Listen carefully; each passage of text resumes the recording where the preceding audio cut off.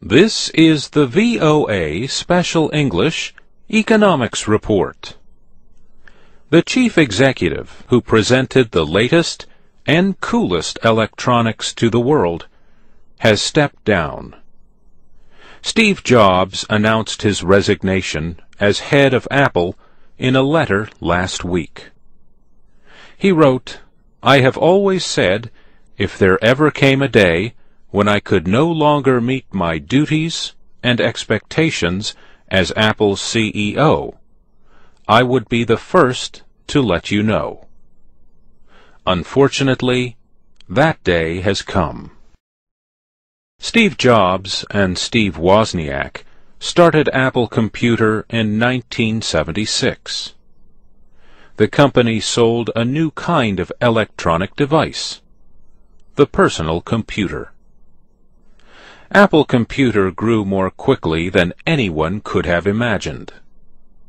In 1985, however, Steve Jobs resigned after disputes with managers who had been brought in to direct business operations. He soon started his own software company, Next, and bought a computer animation studio.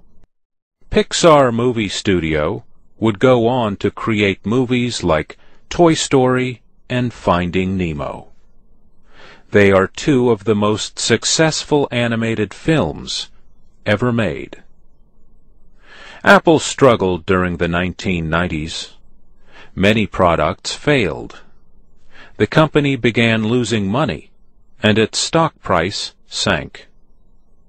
In 1997, Apple bought Next and brought back Steve Jobs. Apple used software developed at Next to create the Mac OS computer operating system. The next year, Apple became profitable, and a series of highly successful products followed. In 2001, Apple released the iPod, a digital music player. The iPhone arrived in 2007. Apple has also been a leader in online marketing. The iTunes Music Store sells songs for download.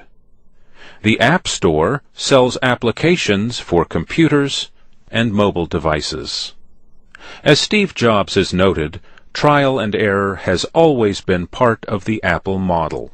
We just try to build products that we think are really wonderful and that people might want. And sometimes we're right and sometimes we're wrong. Steve Jobs is closely linked with the success of Apple. Investors were scared when he announced he had an operation for pancreatic cancer in 2004.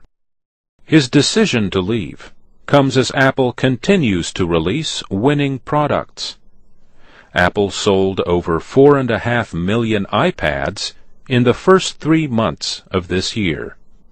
The company holds the largest share of the growing tablet computer market. On August 9th, Apple first passed ExxonMobil Corporation to become the most valuable publicly traded company in the world. Since then, the two companies have traded the lead. And that's the VOA Special English Economics Report. I'm Mario Ritter.